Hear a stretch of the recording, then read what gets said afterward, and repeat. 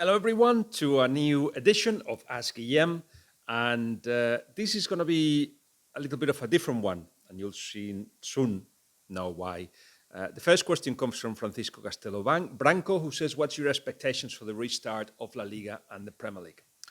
And in the last few weeks, I've been in touch with Premier League and La Liga managers, and I want to share with you some of the learnings from the last few weeks and the very strange situation they had to deal with. So one of the main things that they realize is that the physical form of the players was very poor, and they all lying to you. They're saying that players are flying, etc. They're not. It takes few games before they feel that physically they are at the best or close to the best. I don't think they'll ever be until the season ends, because it hasn't been a perfect ideal preparation. As you know, it went from training individually to training in groups to training collectively in La Liga for the last week or so. And what they found is that players have, if you start thinking about what you're doing instead of being led by instinct, you are a worse player. So you have to do everything automatically. And despite a week of collective coaching, still is a little bit of too much thinking, which eventually means a slower decision, a decision that takes longer than it should do. That's the first thing. Secondly, the technical skills are rusty, quite clearly. I know a couple of managers in La Liga that started putting emphasis on the physical side of things, trying to get them up to speed for what has been a big break. Why is it so difficult to come from a break in which they did exercises? They would send gym equipment so everybody could do a series of exercises while they were in confinement. But why is it so difficult to jump from that to football training? Well, the main reason is that you do aerobic exercises, so you get your heart pumping, but that's not enough to be a professional player, elite player. So nobody has had this big break of almost 3 months in which, in the summer, for instance, players go swimming, play tennis or paddle or whatever, and that helps with the physical form. Hardly none of them stop completely, and this is close to that, stopping completely. So the lack of touch of the ball has meant that, as I said, some La Liga managers were preparing exercises or preparation training based on getting physically up to speed. But then they realized that they were making a mistake and had to correct ways and put the focus on the touch of the ball, of having that great feeling of mastering the ball. The emphasis had to be put in that, because they realized that, as a manager described it to me, it was like flying with your eyes closed, which is an expression I think the Hertha Berlin manager used as well. So they didn't, because they are creating this path, new path. Coaches are doing things they've never done before. It was a little bit like going blind into it, and exercises had to be stopped and repeated a lot, but where normally that wouldn't be the case. Also, timing is lost. The timing of your move, the timing of your run, the timing of the passing, the timing of taking decisions. And you only recover it by playing 11 versus 11. So that's why a lot of teams have been trying to make friendlies. It's happened more often in the Premier League than in La Liga, but that helps you with that feeling. Still a lot of question marks when they will get into the real game. The first one, of course, on Thursday, the Sevilla derby in La Liga. Now, as the beginning of this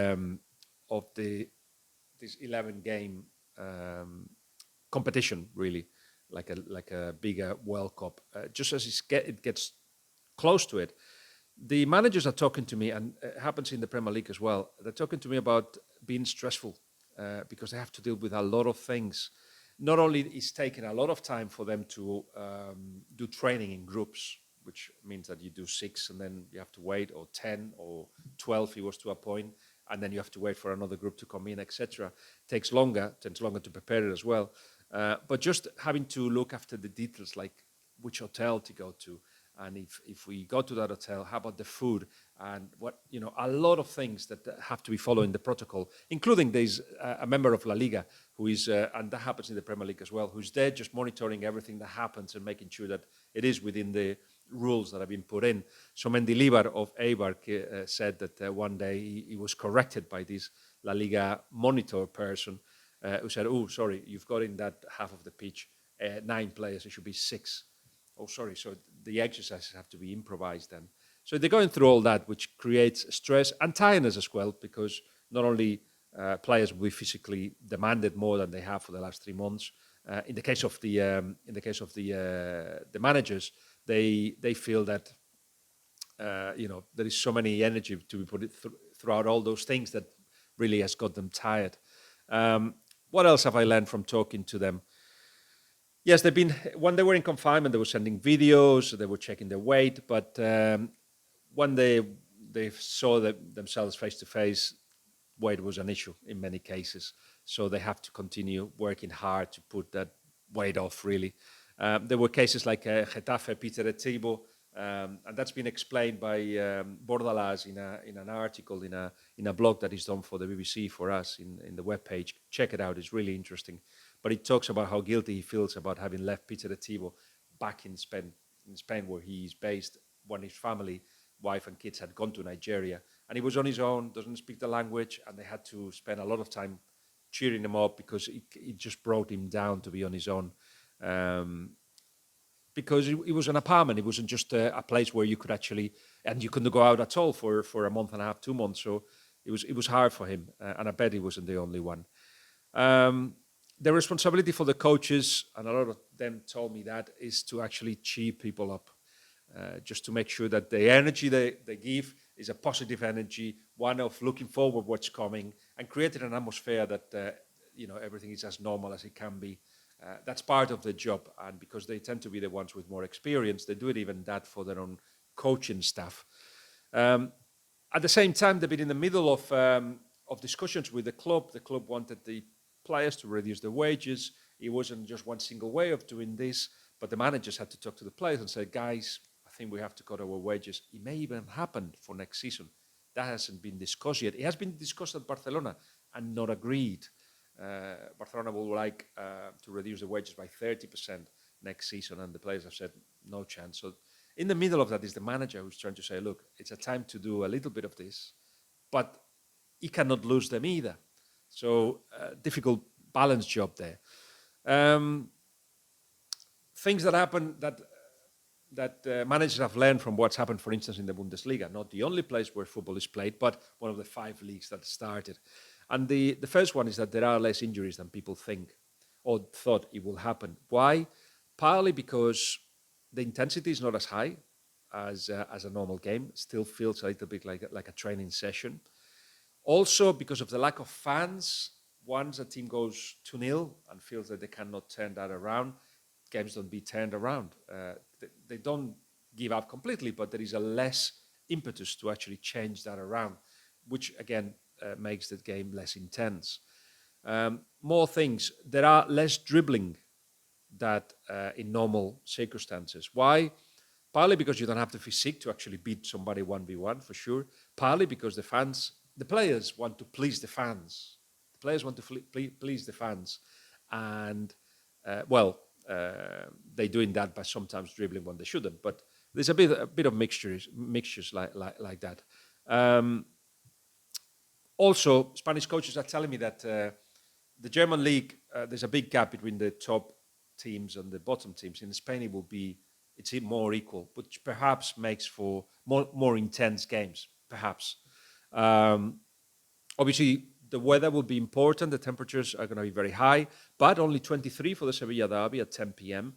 And when the games have been, there's a Saturday, Sunday, they can be played at 5 p.m. Could be very hot in certain places, but that will be only in the north of Spain where those games at 5 p.m. will take place. That's what La Liga has been thinking of. There will be 2 cooling breaks, so people can drink water and water with salts and all those kind of things that they do have. And then they will have to apply the ice therapy, they call it, to players, as they've been doing in training already, just just go into a water, ice cold water, basically. The 5 substitutions is an interesting one too, because the Quique Setién has said that it affects Barcelona because they kind of cook, if you like, the game to kill teams off at the end. So a lot of possession, you tire them out, and then gaps start appearing. But if you can change 5 substitutions, even though it's only in 3 stops, so it won't change the dynamic a lot of a football game, but there will be 5 new players with new energy coming in. Quique Setién says that it will affect Barcelona. Everybody else is thinking, look, Barcelona can bring 5 superstars. Well, the difference between player 13 and player 14 or 15 of, I don't know, Valladolid or Villarreal or even Getafe means that it's a big gap, and the quality suffers.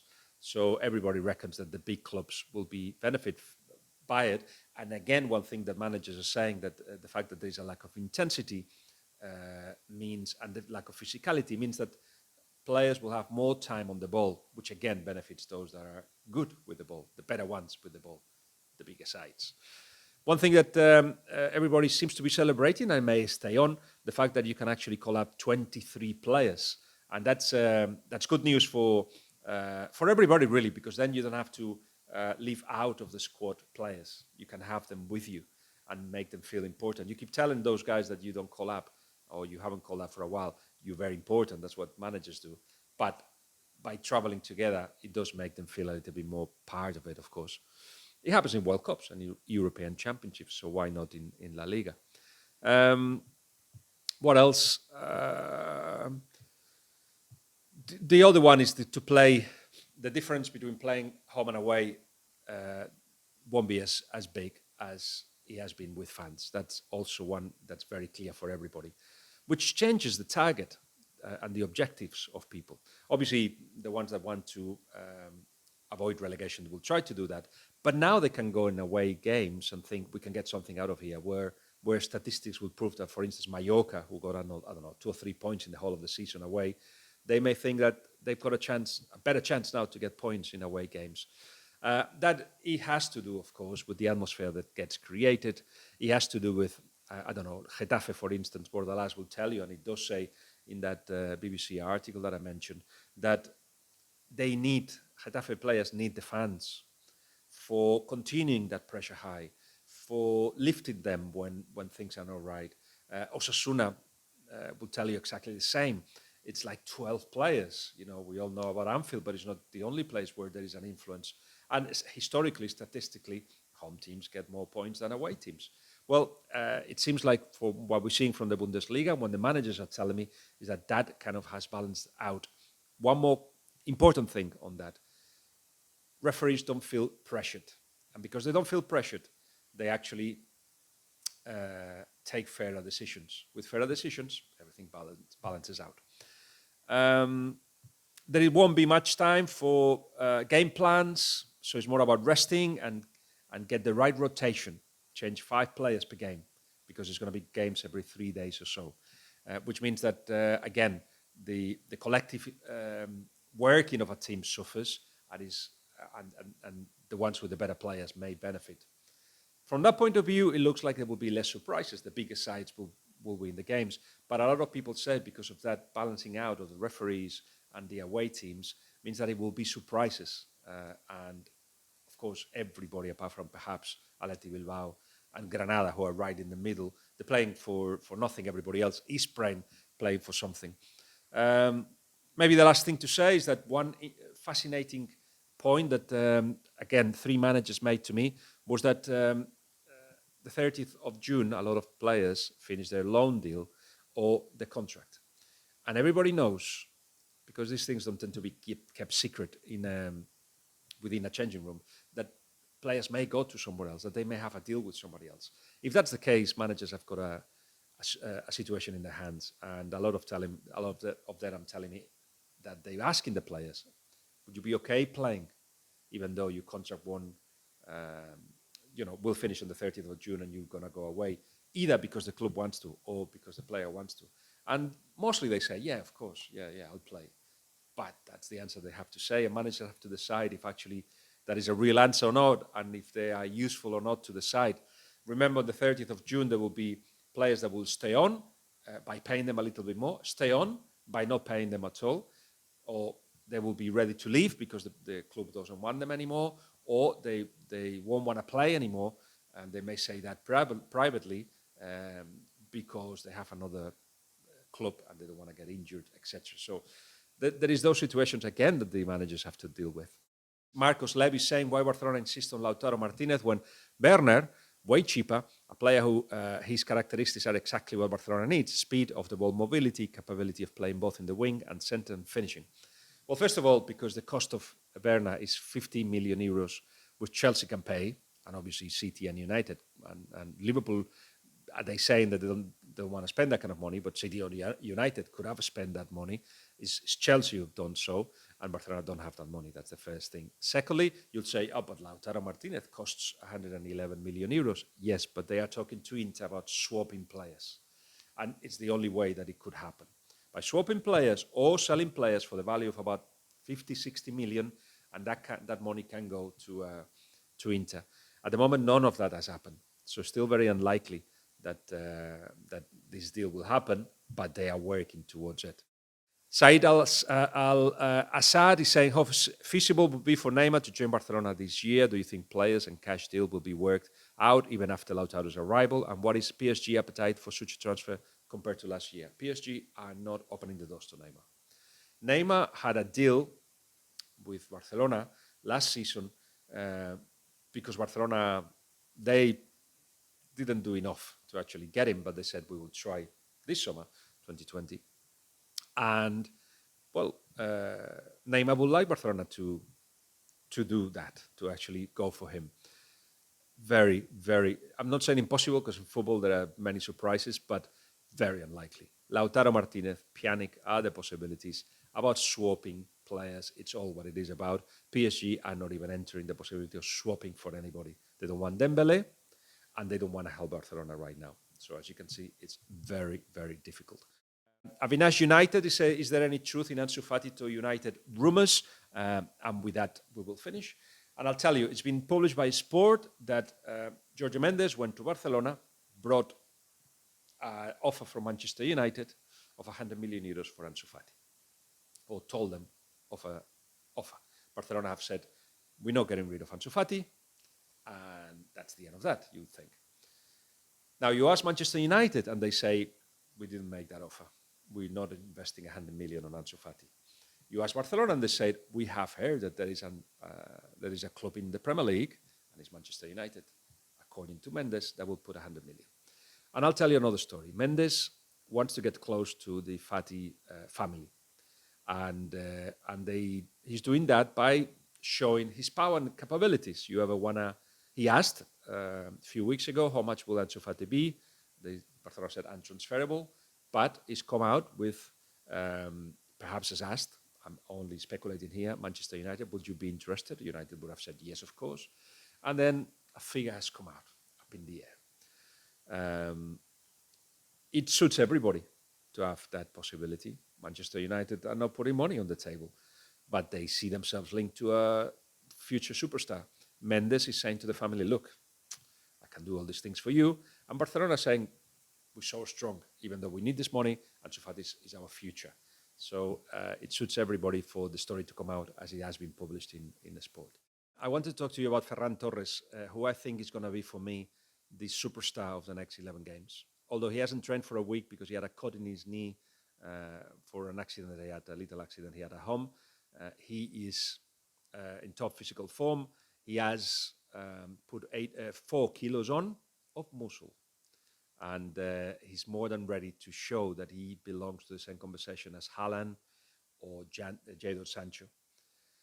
Now, his contract finishes at the end of next season, the 2021 season, and something is happening with his future because he feels that he has to be somewhere where he can show he's the best. At Valencia, it's difficult for that to happen, even though Celades is allowing him to grow. Valencia is one of the teams that shoots on goal less often. They don't create a lot. And obviously, it does feel like Ferran Torres belongs to the next level. So I believe he's thinking, what would happen if I leave? It's 100 million euros, his buyout clause. I do believe that Valencia are also looking out there to see who would have him this summer, because of course next summer he could go for free. And that is because there will be money coming in and they need money coming in, but also because I don't think there is much going on in terms of conversations about his future and a new contract. Now, who wants Ferran Torres? Everybody. Chelsea, Manchester United, Manchester City, not Liverpool, funnily enough, but Borussia Dortmund, of course. And it's a little bit of a domino effect. If Jadon Sancho goes to, say, Manchester United, and of course they are trying, even though the situation with the pandemic has made that transfer difficult, because Borussia Dortmund wants a lot of money, over 100 million. If he goes, Borussia Dortmund will make some of that money that comes in invested to get Ferran Torres this summer. So nothing has been confirmed. I believe even the likes of Juventus want him as well, and it would be interesting to be close to somebody that Ferran really admires in Cristiano Ronaldo. So all in all, we are talking about it could be one of the big transfers of the summer. We're already seeing money spent with Icardi, with Timo Werner. He will be that kind of fee as well, about 50 million, I reckon, if not more. There's only 1 year left in his contract, though, and Valencia is opening to offers. So we'll talk a lot about this because, as I said, I think Ferran Torres will impress us all in the next 11 games. I'll keep you posted.